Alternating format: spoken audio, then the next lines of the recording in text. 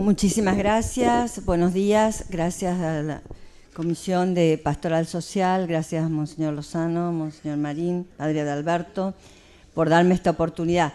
Pero en la presentación me falta lo más importante, que soy casada, que tengo 38 años de matrimonio, que nos pusimos de novio a los 12 y 13 años, o sea que 10 años de novio, yo estudiando en la Universidad de Buenos Aires y mi marido en la Universidad de Córdoba, que tengo 3 hijas, tengo 6 nietos y uno en camino, el 7º. Ese es el logro y la presentación más importante que yo considero que hay que hacer.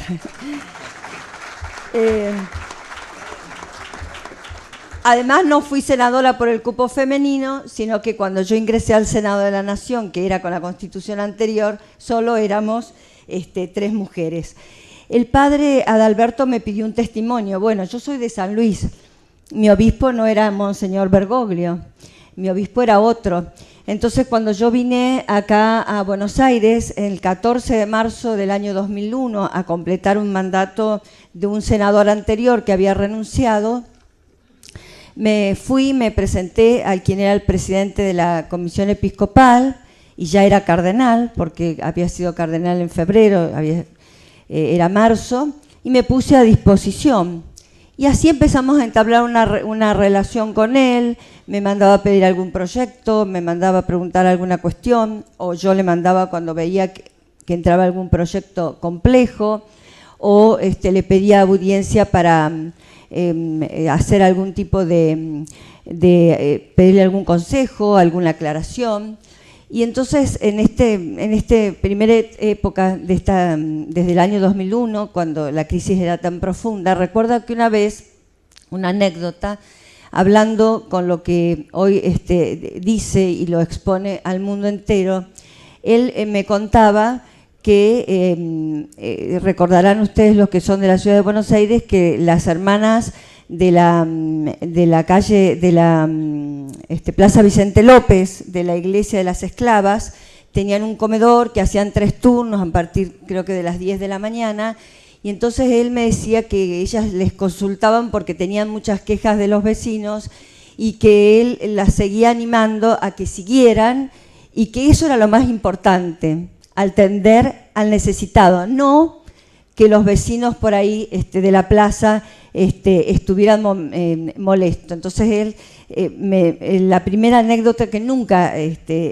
la olvidaré porque me quedé sumamente impactada. Después nosotros tuvimos un conflicto institucional muy fuerte en la provincia de San Luis, con el obispo que estaba a cargo en ese momento, y yo, a mí me superaba mis posibilidades de poder hacer un nexo entre el gobernador de mi provincia y el obispo, y entonces pensé en quién acudir y lo busqué a él, y acudí a él por teléfono y le dije, ¿por qué no me ayuda? ¿Por qué no nos ayuda? Lo necesito generar una reunión que podamos superar este muro que está dividiendo y que nos está haciendo perder la paz social.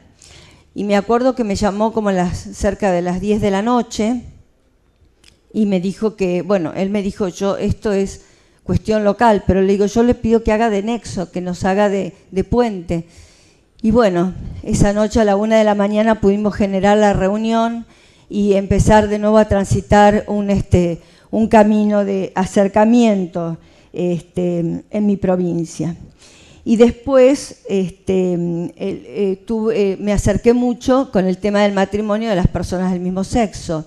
En ese momento yo era presidenta de la Comisión de Legislación General del Senado de la Nación. El proyecto venía impulsado por el Poder Ejecutivo. Nosotros hicimos 14.000 kilómetros entre avión y tierra. Recorrimos 14 provincias, hicimos 100 y pico de audiencias públicas en todo el país, y a medida que íbamos avanzando, íbamos encontrando y viendo realmente que había problemas que había que solucionarlos, o sea, derechos que estaban cercenados, discriminaciones, y empezaron a surgir una serie de proyectos que algunos les llamaban convivencia permanente entre personas del mismo sexo, unión civil, etcétera, de distintos sectores y partidos políticos. Acá quiero decir que está conmigo, por ejemplo, el senador del Frente para la Victoria por la provincia de Mendoza, el senador Bermejo, que estuvo exponiendo ayer, y que, bueno, y que formábamos parte de la comisión conjunta y que trabajamos mucho en forma conjunta en esto. Entonces, cuando advertimos esto, la comisión tenía 15 senadores, 8 senadores, dijimos, en realidad no podemos ir a una votación por el sí o por el no, sino que tenemos que decirle que el matrimonio sea entre varón y mujer, pero darle una posibilidad de una legislación que a las personas, estas personas del mismo sexo, les pueda solucionar toda la problemática y todos los derechos y la marginación que habíamos escuchado en muchos lugares del país, en todos, inclusive en provincias donde daba el 99%, no está nuestra legislación, siempre hubo un 1% que algún problema se detectaba. Entonces, después que generamos esa norma, digamos, entre distintos sectores, Frente a la Victoria, Unión Cívica Radical, partidos provinciales, peronismo federal al que yo pertenezco, y antes de presentarla, entonces yo tenía una gran duda, hice varias consultas, y entre las personas que consulté fue al cardenal Bergoglio, que le pedí una audiencia, me recibió. Le dije, mire, cardenal, yo le dejo esto, lo mismo que hice con las otras personas que consulté, y le pido una opinión o una ayuda. La votación se pierde, pero si nosotros logramos sacar esto, aquellos que nos dicen no al solo no, nos van a decir sí si también votamos esta segunda ley. Bueno, yo recuerdo que eran también tarde, como las 9:00 de la noche, y suena el teléfono en mi casa, estaba mi hija, me dice, mamá, Bergoglio. Ya, asombradísima que él, claro, uno ahora lo ve como una cosa común, pero ustedes piensen que nosotros venimos de San Luis, o sea, de otra, digamos, no teníamos tanta relación con él.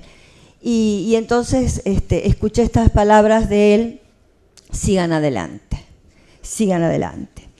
Entonces, cuando la sesión fue muy dura, no vale la pena eso, sino fue muy dura para él, fue muy, pero muy ofendido, muy vituperado.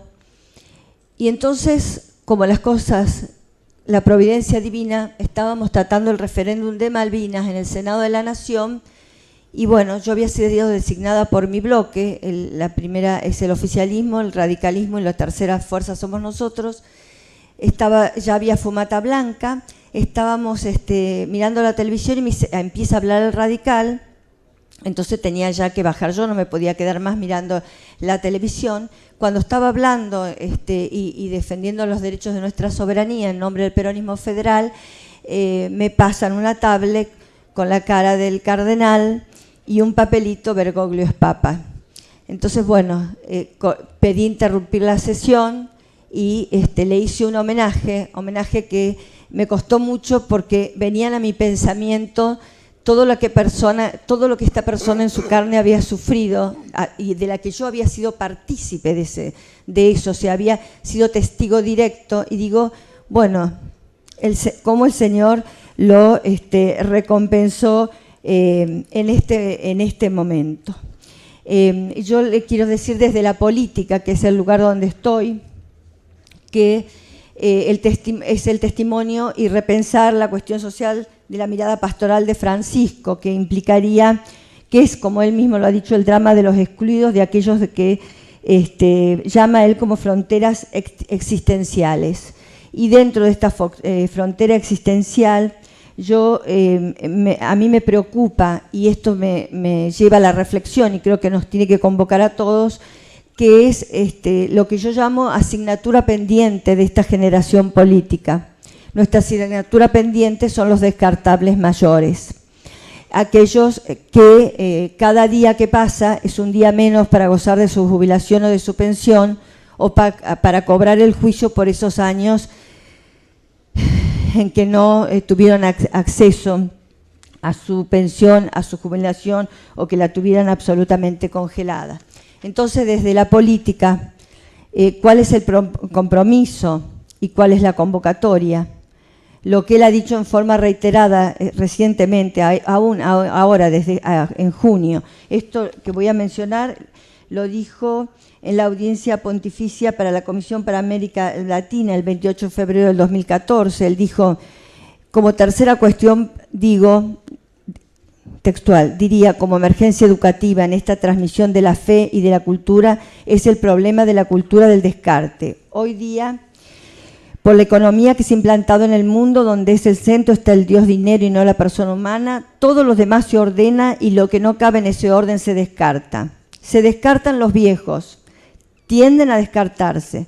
En algunos países de América Latina hay eutanasia encubierta, porque las obras sociales pagan hasta acá, nada más, y los pobres viejitos como puedan.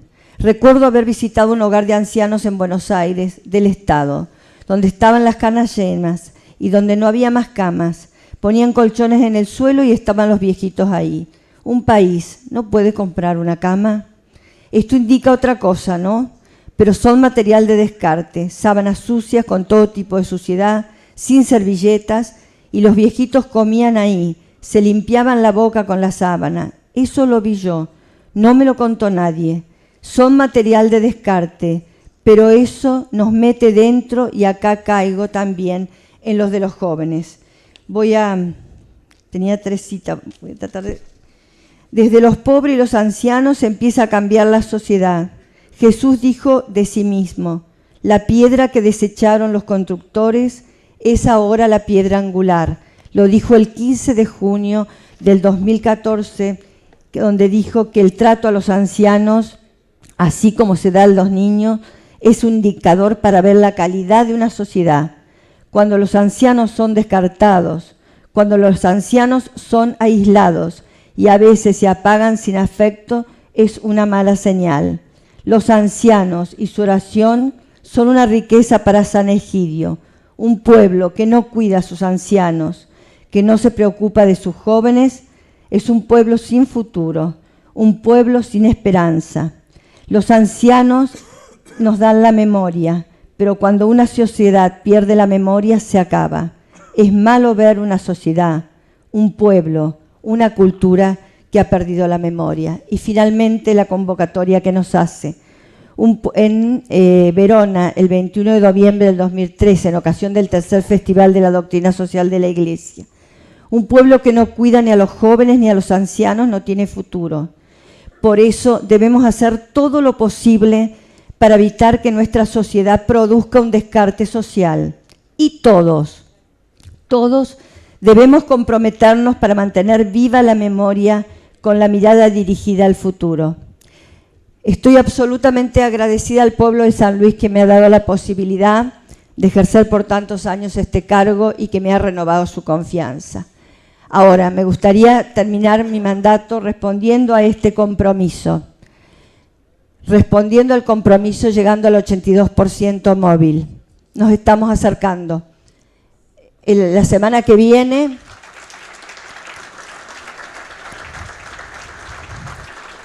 La semana que viene se vota una nueva ley de movilidad jubilatoria que va a incorporar a 500.000 ancianos, a 500.000 personas que no han podido jubilarse, que no han podido completar sus aportes, se les da otra posibilidad. Entonces, mi compromiso es trabajar para eso.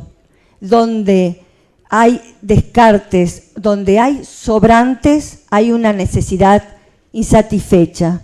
Ese es el desafío que tiene que tener un político. Y además pensar, como decía un gran santo, que 1 más 1 es 2, pero 1 más Dios es infinito. Muchas gracias.